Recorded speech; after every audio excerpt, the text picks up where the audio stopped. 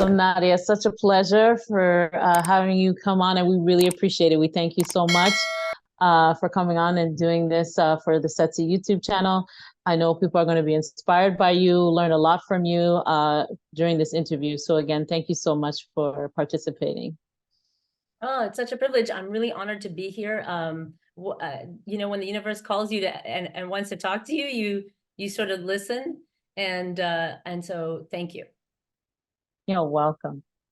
So as we begin all of our sessions, we start by acknowledging the original stewards of the various lands that we are on.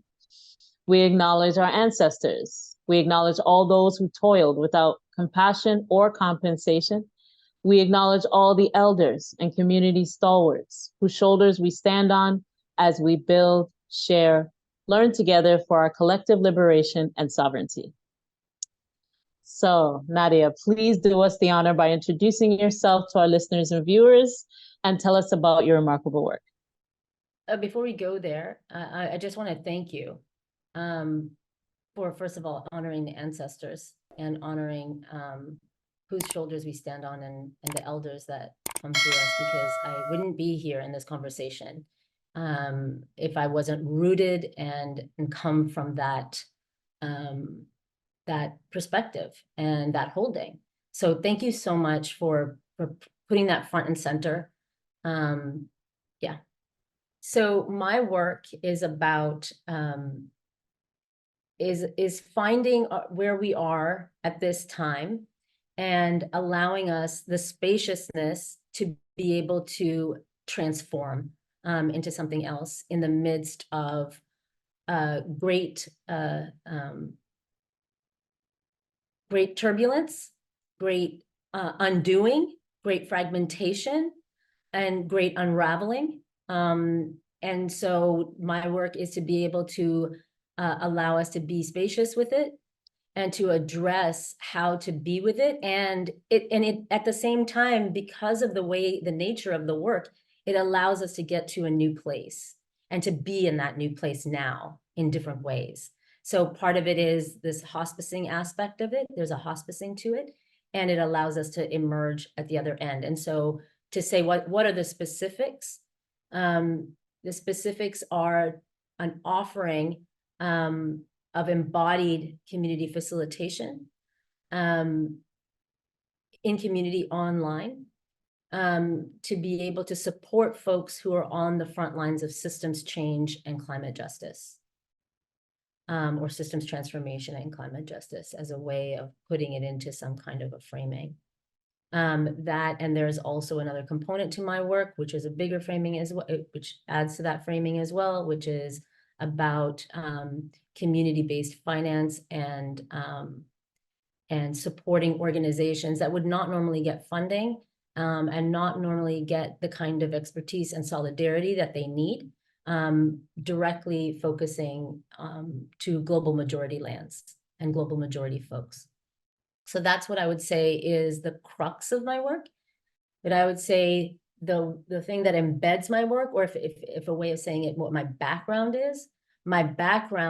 is, or as a human being, I've been tasked with this body, this brain, this culture, this vehicle, to be able to see through my vantage point and to observe the bigger world and be intentional and slow about it. And I would say, until I heard these two quotes, both by Bayo Okomolafe, who gave me language around what it is that I'm up to. And so I want to stand on Bayo's shoulders and quote him, and maybe I won't quote him perfectly, but I would say the times are urgent, let us slow down is a really big one for me. And it's one I didn't have language that's what I was up to. And so that's part of what I'm up to. And it was frustrating and frustrating to be in that quote, to operate out of that quote because of what we are experiencing in the world. And then the second quote that I want to say is that what if the response to the crisis is part of the crisis? which is a direct pointer at why the system needs to evolve, or not evolve, like be something else completely. And how do we get there? And what do we do? And so my work is about rooting it in the body so that we're not coming from the system and the crisis, which is the head. The crisis is the head. The body, which is the whole thing, including the head, is how we root ourselves to get there. So that's kind of what I've been called to do as in terms of my background. If I get into the specifics of my background, we all have the specifics of our backgrounds and how we come and what we've experienced. I think more importantly is what am I doing with my background and how to navigate that. Navigate. Excellent. Oh, I love that. Times are urgent. Let us slow down. Oh, I felt that. I really felt that. That is, I resonate with that very much. Amazing. So, tell us if you can articulate your personal vision and mission for us. Yeah, it's really simple. It took me a long time to figure it out. It's very, very simple. The simplicity of it is this. My vision for my work is to offer spaciousness and a deep breath, because that's not on offer for folks who are racialized, that look like me, who are racialized, who are minoritized, who are at the wrong end in the power dynamic.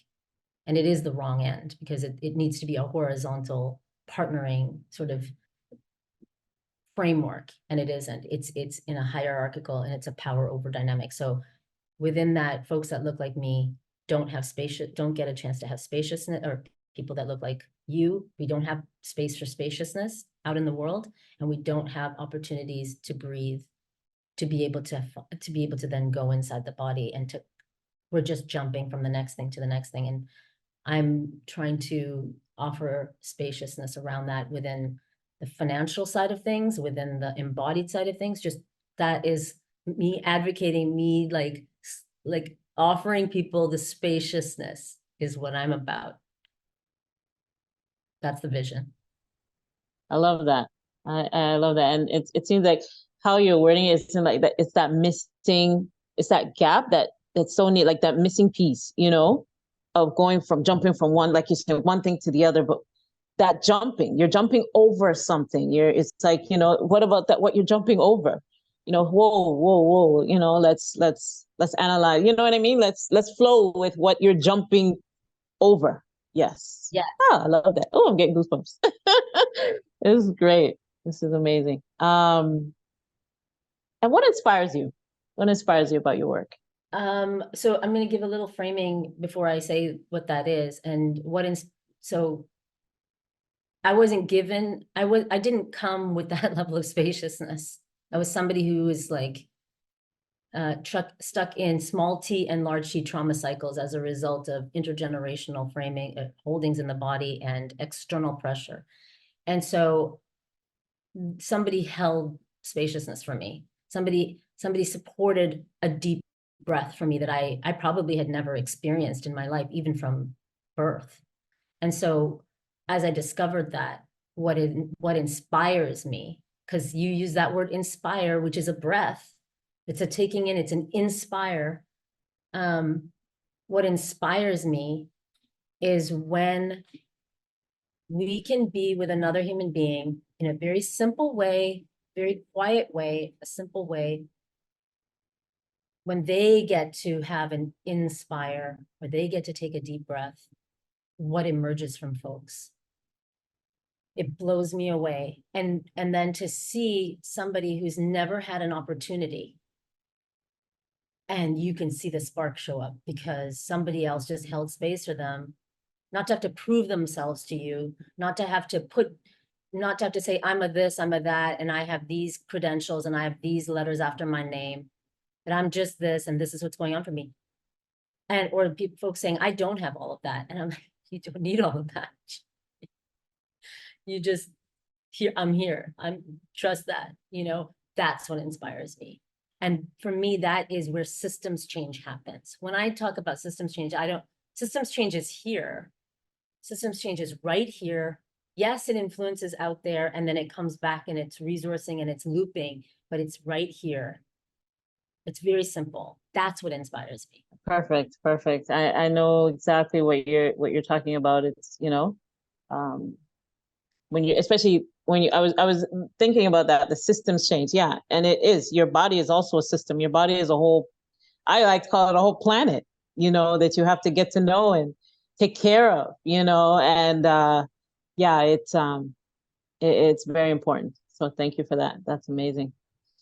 And what about challenges or barriers that you face in your line of work? How do you work to overcome them? I used to have a really systems-based way of answering. And by systems-based way of answering, I mean a traumatic way of answering. And I think a lot of us, using Resmaa Menakem's somatic abolitionism work as a reference point, the whole planet is traumatized. We are all our personalities are rooted in trauma, big T and small t trauma, especially through racialization and colonization, and othering of brown and Black bodies, to use his level of framing. And so if I come from that perspective, then I had that way of being. And so now I would say what is going on is, as we come to understand that, and as we do this work, all of us, in whatever way we approach it, we're all doing this work and we're all coming together. It's the liberatory framework. The barriers that I experience, which are perhaps they're racialized, perhaps they're minoritized, perhaps they're accessibility issues, perhaps there's all of these isms and issues and overlapping systems of oppression and all of these things. I face them. I'm subject to them. They come to bear on this body. They come to bear on this mind. They come to bear on me. And when I face them, I find that when I drop into my practice, I drop into that space, I'm able to, not maybe immediately sometimes, but able to readjust what's coming at me and come from that liberatory perspective, which is the master's tools will not dismantle the master's house. So I cannot come with force. I cannot come with that, because that's not the next that I want to envision. I'm not envisioning that as my next. So I need to come into the practice and be in the practice. And so what I'm finding is sometimes I'm subject to what the system is forcing upon me. And then what happens is I form relationships and coalitions with folks that are doing this kind of work all across the board. I don't care what background they come from, white, Black, brown, Asia, it doesn't matter. Everybody is wanting out. And so how do we form coalitions for the way we want out? And that ends up being a practice in solidarity through the body. And in this particular field that I'm in, it's called somatics. It's already a colonized stance. They took practices from all of our peoples globally, and then they're selling it back to us in the form of books and in the form of conferences where I am. I'm at a somatic trauma conference. And so I'm seeing it in real time in this conference. I'm also seeing pathways out and seeing how people are not knowing that they are a pathway out, but they're doing the pathway out. And so just taking that illusion from people. So that's what I see as a way of navigating it. And I also take a lot of space to be by myself, because I can't handle a lot of that onslaught on a daily basis. So I take embodied practices of my own to tend to me, to see, can I meet this, or is that too much energy expenditure? And it's very challenging. And it's much more challenging for folks with relatively less material privilege. I have a bit more material privilege, and I would like to extend that ability for others, is what I'm attempting to do. Exactly. Yeah, that inner work, really dealing with that inner work to overcome these challenges that you are addressing. It's so important. it really starts within first, so for sure. And that's the question that we have now. How do you feel about the future of, what would you say? There are ongoing harms. There is ongoing emergent framings and perspectives on how things are and how things are going. And I used to get involved in those kinds of discussions and conversations. I have removed myself from a lot of those because I got to a place where I didn't need to do that anymore. There's a time when you need to do it, and there's a time when you don't. And at this stage in my life, because I'm going to be frank, I recently turned 49. And so, yeah, milestones of like holdings and framings that you get to in this part of your life, right? And so I'm very fortunate to have taken the time to get a chance to have this in my life. And so how do I see the future? I see it as I'm going to show up with others in a life affirming and for the benefit of all life. And I don't just mean human, I mean the more than human. I mean supporting, allowing people to, as they do this exploration to the body, understand they're part of an ecosystem, an ecology.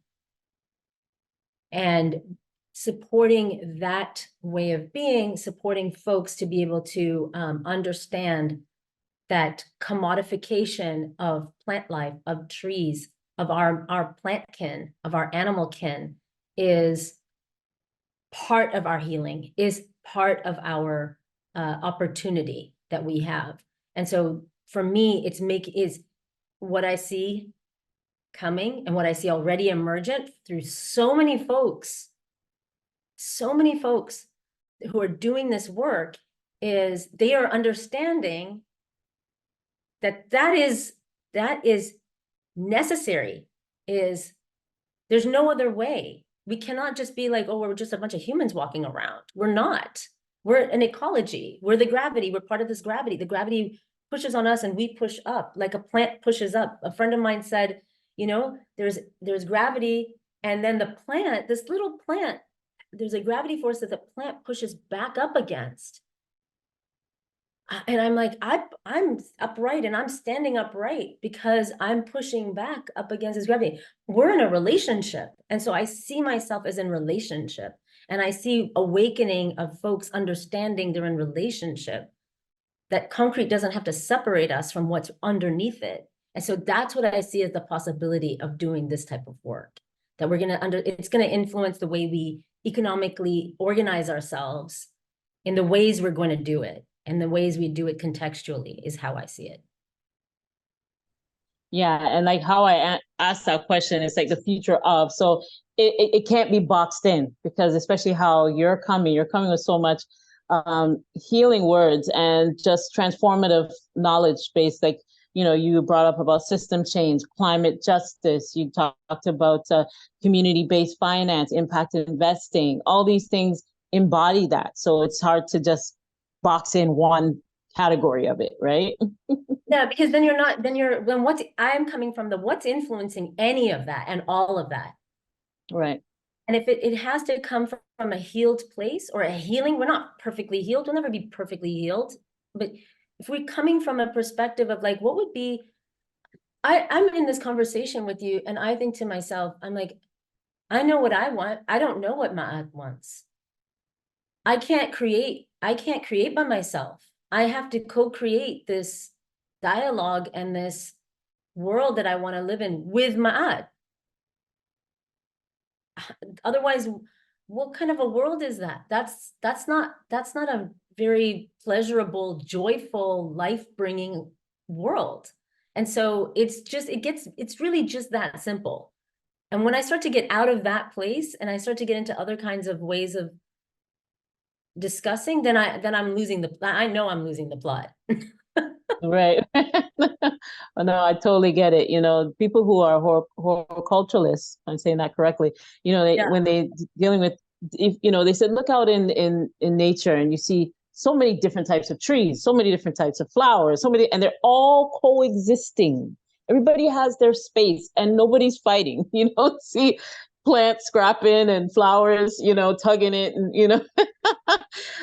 So, you know, it all, I know exactly what you're saying. It's that blending in and really cohesively creating something for you, for me. And still, even if it's not the same, we can still cohesively come together and, you know, make it fit and make it work.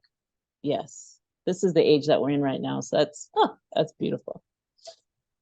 So what is your ultimate goal, and what does success look like to you? My ultimate goal is to be in relationships and partnerships where people are getting to are actually having getting a chance to have agency where they didn't feel that they had agency or autonomy before. And for me, I know that my offering and the way I come about it to offer into this space, what I can offer into this space, is to support their agency through the body and through the nervous system. And so ultimate success looks like going back to our roots, going back to our bodies, going back to our ancestors, going back to and coming from a place of healing to get us to a space where we have agency and autonomy to make the kinds of decisions and to envision the kind of world together that we want. It must come back down, because as we're jumping around and not taking space and not taking time, we're just responding to the crisis by not taking the time to use that slowness, that intentionality. So that's my ultimate that's my ultimate success definition of success. And okay, so do you have any closing thoughts or calls to action at this time? My call to action for others is to perhaps do this one little somatic practice when they're able to, and if it's accessible. So there could be other ways of doing this. For folks who have feet, just remembering not everybody has feet. And for folks who have feet, and then I'll give something for people who have accessibility issues. At some point when it's safe and the weather is appropriate, wherever you are, is to take your shoes off, to find a patch of grass and just feel the outline of what it feels like for your feet to be on the ground, and feel like you don't have to feel grounded. I don't know what that means to anybody, but just to feel what the sensation, what is that sensation on your feet. And for folks who don't have that accessibility, who may not have feet, limbs, bottom half of their body, I would say, imagine the chair or the space that they're leaning on and the supports they're getting. And what does it feel like to just have that support, that feeling of support? Because it's just getting into the body and remembering that that's available. That those two practices would be my call to action. That's the call to action. Oh wow, this is so amazing. And you know, I had 2 other interviews too, and it's wow, it's everything is just, it's kind of trippy for me because it's all blending in so beautifully. I was dealing with mental health, you know, overcoming mental health. I had one dealing with collaboration and getting rid of ego, collaboration, you know. And so all of this is blending in so beautifully today. And I just want to thank you on behalf of Setsi. I thank you so much for participating in this. It's so needed. We'll definitely make sure that it gets out and other people will also be inspired by what you're saying. Feel the energy and the vibrations of what you're saying and how necessary it is. I can concur about standing out there in the grass, you know, if you do have feet, and going out there. If you're blessed with hands, use your hands to, every part of your body has sensory nerves, right? So every part of your body will feel the energy, right? Even down to your hair will feel that energy. So I thank you so much for this. And We will end the way that we began, by acknowledging all the original stewards of the various lands that we are on. We acknowledge all our ancestors. We acknowledge all those who toiled without compassion or compensation. We acknowledge all the elders and community stalwarts whose shoulders we stand on as we build, share, learn together for our collective liberation and sovereignty. So Nadia, once again, thank you so much. Thank you so much, Ma'at. It's been such a joy and an honor to be here, truly. Awesome. Much blessings to you. Thank you. Bye-bye.